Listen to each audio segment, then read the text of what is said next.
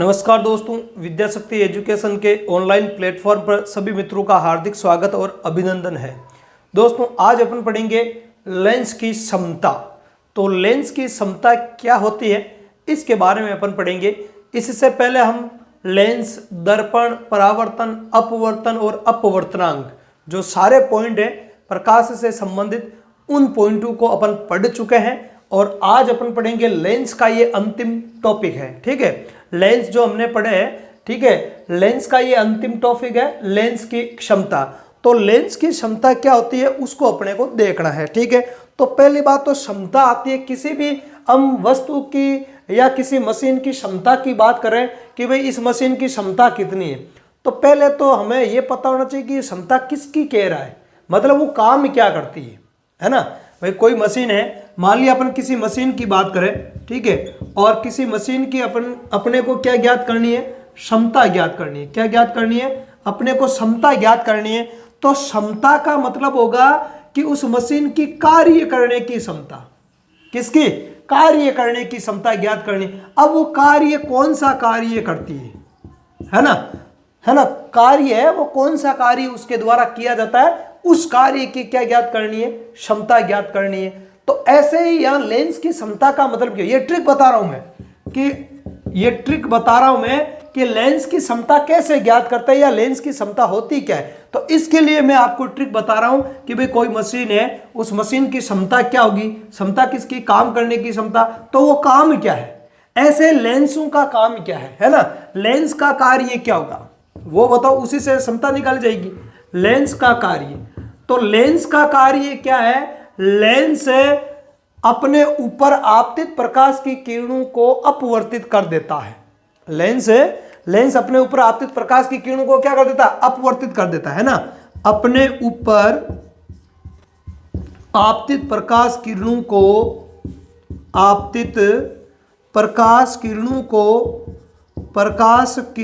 क्या कर देता है, अपवर्तित कर देता है। किरणों को अपवर्तित करता है। क्या करता है? अपवर्तित करता है। यह है इसका कार्य। आगे बात सुन। तो काम क्या हो गया, प्रकाश की किरणों को अपवर्तित करना। अपवर्तन या अपवर्तित करने का मतलब क्या हो गया, मोड़ना। क्या करना, मोड़ना। अरे पहले भी बताया था, अपवर्तन वाले में ये सारी चीजें अपन पढ़ चुके हैं।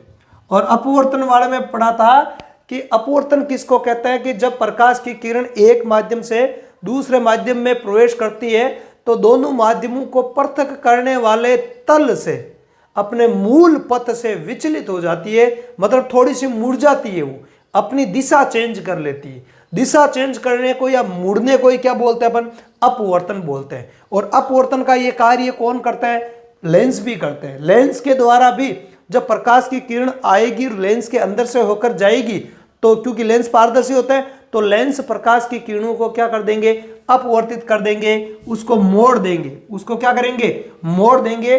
तो लेंस के द्वारा किसी भी प्रकाश किरण का कितना अपवर्तन किया जा रहा है, कितना मोड़ा जा रहा है, वो क्षमता ही क्या कहलाएगी, उसकी लेंस क्षमता कहलाएगी, है ना। प्रकाश की किरणों को मोड़ने की क्षमता, है ना, प्रकाश किरणों को मोड़ने की क्षमता, प्रकाश किरणों को मोड़ने की, है ना, कितना मोड़ता है वो, मोड़ने की क्षमता। आगे बात में उसी को अपन क्या बोलते हैं, लेंस क्षमता कहते हैं। अब मोड़ने की घटना में दो चीजें शामिल होती है। अपन को पता है कि जो उत्तल लेंस होता है, कौन सा लेंस होता है, उत्तल लेंस। उत्तल लेंस जो होता है वो प्रकाश की किरणों को अभिसारित करता है। क्या करता है, अभिसारित, मतलब पास पास में लाता, वो भी मोड़ता है, मोड़कर पास पास में लाता है। और जो अवतल लेंस होता है, कौन सा लेंस, अवतल लेंस जो होता है वो प्रकाश की किरणों को क्या करता है, दूर कर देता है, अपसारित कर देता है। क्या कर देता है, अपसारित कर देता है। तो मोड़ने की प्रक्रिया में दो घटनाएं शामिल है, एक तो अभिसारित या अभिसारी करने की और एक है अपसारित करने की, है ना।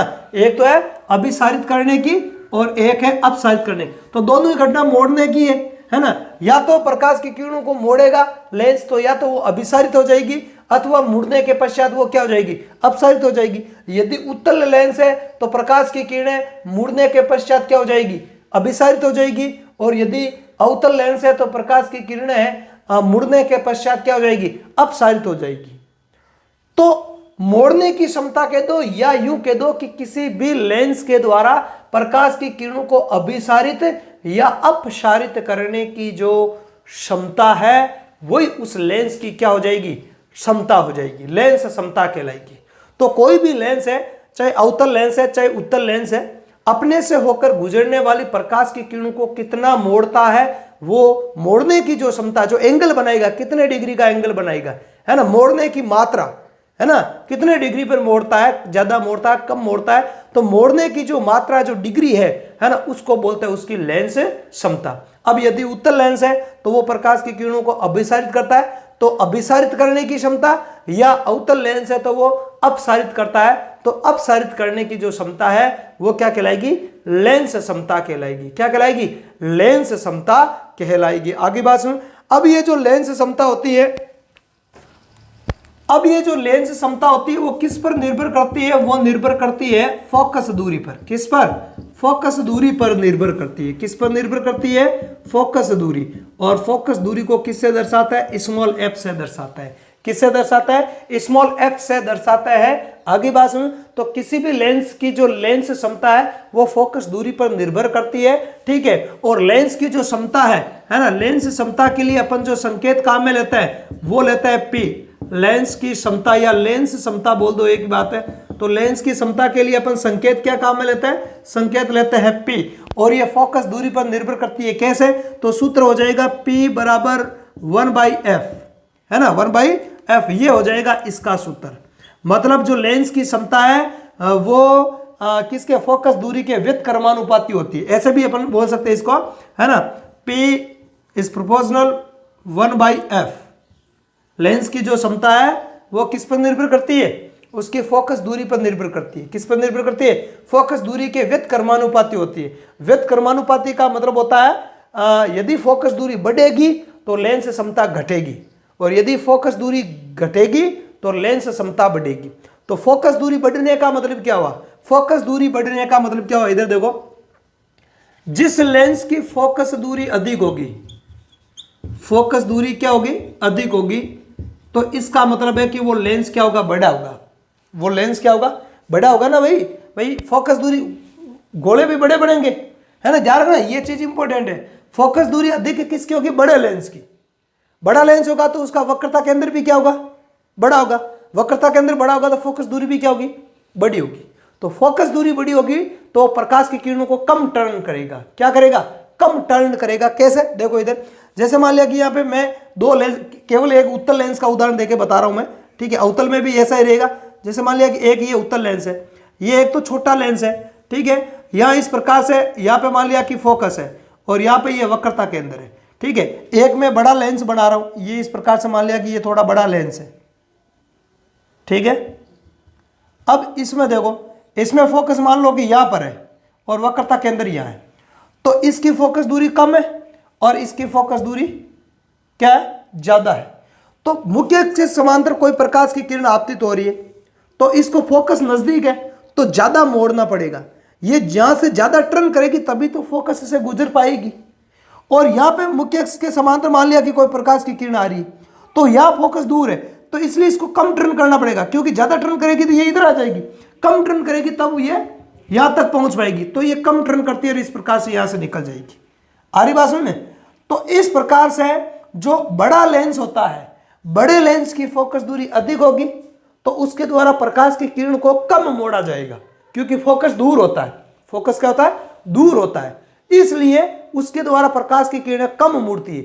जबकि जो छोटा लेंस होता है, छोटा लेंस का मतलब है कि कम फोकस दूरी का जो लेंस होता है उसमें फोकस नजदीक में होता है। नजदीक में होता है तो प्रकाश की किरणें वो ज्यादा मुड़ेगी, ज्यादा एंगल के साथ में मुड़ेगी, टर्न करेगी, इसलिए ज्यादा कौन मोड़ रहा है। अब दोनों में से बताओ, ये लेंस बड़ा है, ये लेंस छोटा है, तो इनमें से प्रकाश की किरणों को ज्यादा टर्न कौन करता है, ज्यादा मोड़ता कौन है, छोटा लेंस मोड़ता है। छोटा लेंस मोड़ता है तो इसकी क्षमता भी क्या होगी, ज्यादा होगी। क्योंकि अभी परिभाषा में क्या बताया, किसी भी लेंस के द्वारा प्रकाश की किरणों को मोड़ने की जो क्षमता वो क्या कहलाएगी, लेंस की क्षमता कहलाएगी। तो मोड़ने की क्षमता कौन ज्यादा मोड़ रहा है, ये ज्यादा मोड़ रहा है छोटा वाला लेंस, और बड़ा वाला लेंस है वो प्रकाश की किरणों को कम मोड़ता है। आई बात समझ में।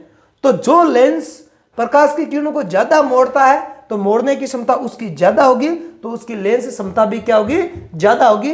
तो छोटा लेंस जो है अर्थात कम फोकस दूरी का जो लेंस होता है उसकी लेंस क्षमता भी क्या होती है, ज्यादा होती है। यही बात मैं इस सूत्र में बता रहा हूं, यही बात मैं सूत्र में बता रहा हूं कि यदि फोकस दूरी बढ़ेगी तो क्षमता कम आएगी, यदि फोकस दूरी घटेगी तो क्षमता क्या आएगी, ज्यादा आएगी। कैसे, इसको देखो, जैसे P बराबर मैं यहां लिख रहा हूं, P बराबर या 1/f है, तो एक तो मैं लिख रहा हूं कि 5 मीटर फोकस दूरी है, एक लेंस मान लिया इसकी फोकस दूरी है 5 मीटर, इसकी फोकस दूरी है 5 मीटर और इसकी फोकस दूरी मान लो कि 10 मीटर है। कितनी है, 10 मीटर है।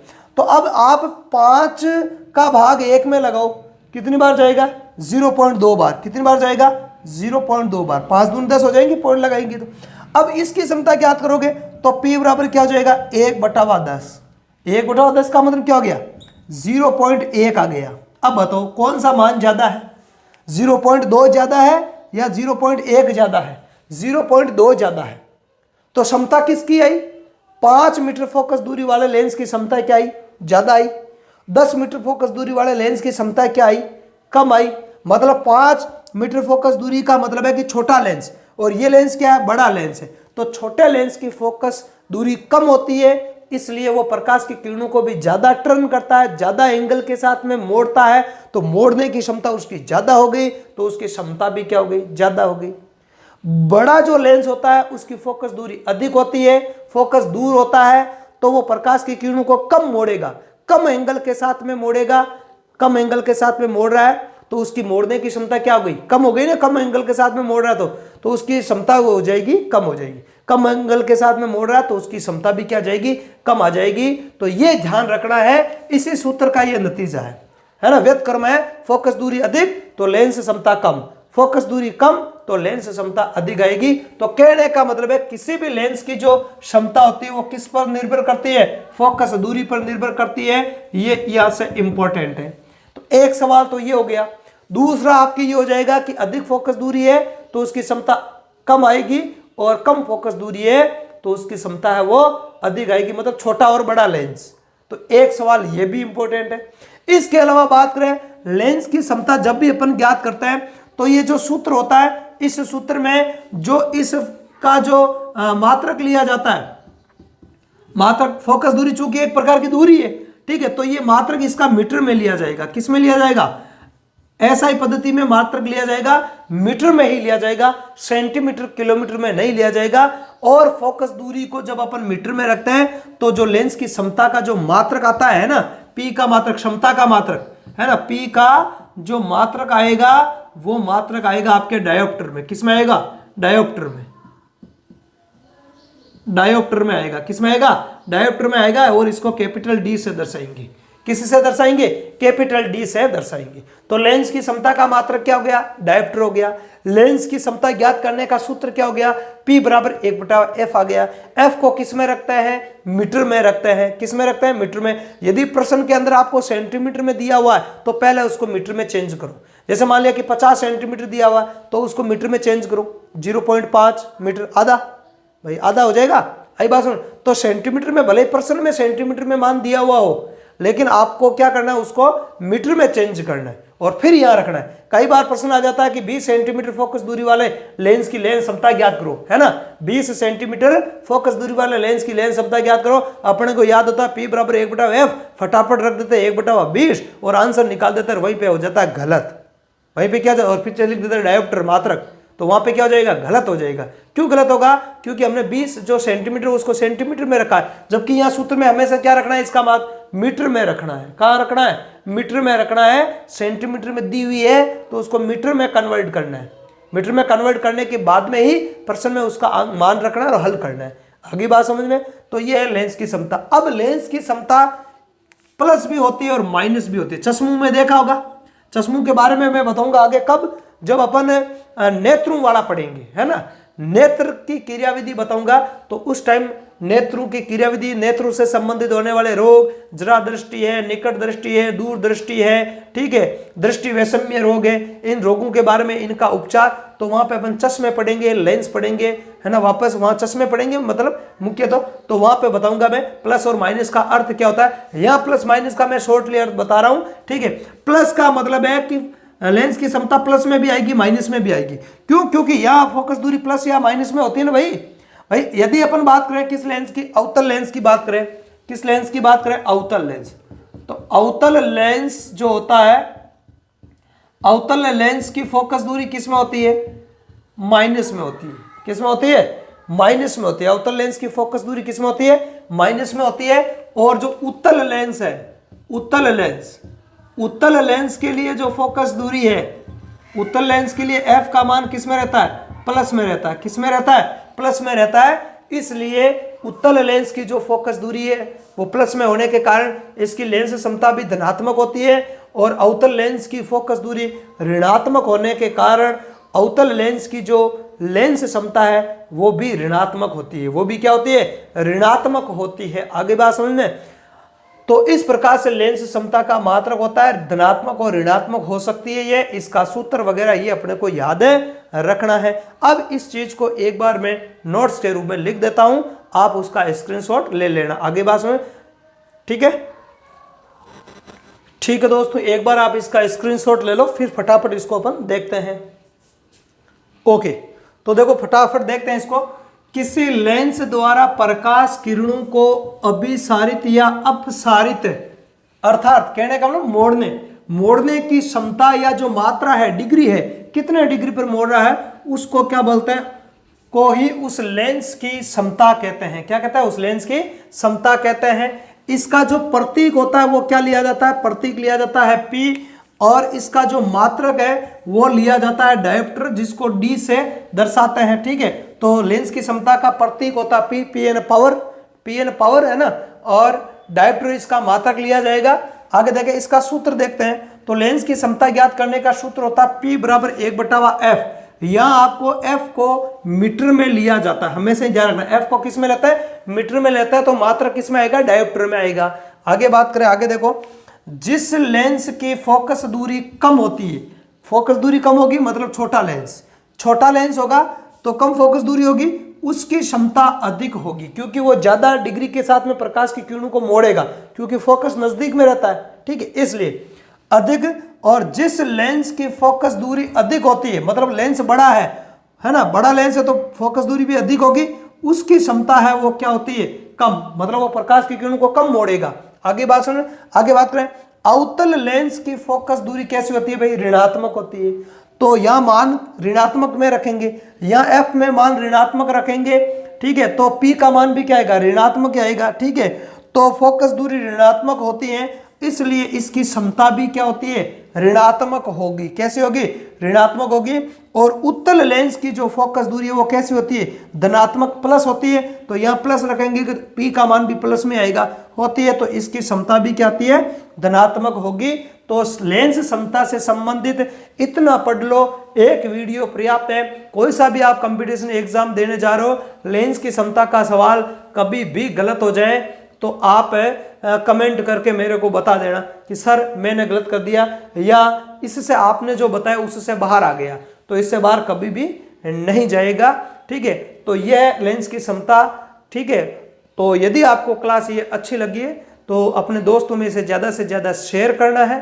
ठीक है, चैनल पर आप नए हो तो चैनल को सब्सक्राइब करना है, लाइक करना है, और डिस्क्रिप्शन बॉक्स या चैनल के अबाउट सेक्शन में टेलीग्राम ग्रुप का लिंक दे रखा है, उससे भी आप जुड़ सकते हो। वहाँ हर रोज क्विज डाले जाते हैं, साइंस के अलावा अदर सब्जेक्ट के भी क्विज है वो डाले जाते हैं, तो वहाँ से भी आपको कुछ ना कुछ लाभ जरूर होगा। तो इस क्लास में अपन इतना ही पढ़ेंगे, आज के लिए पर्याप्त है। धन्यवाद, जय हिंद।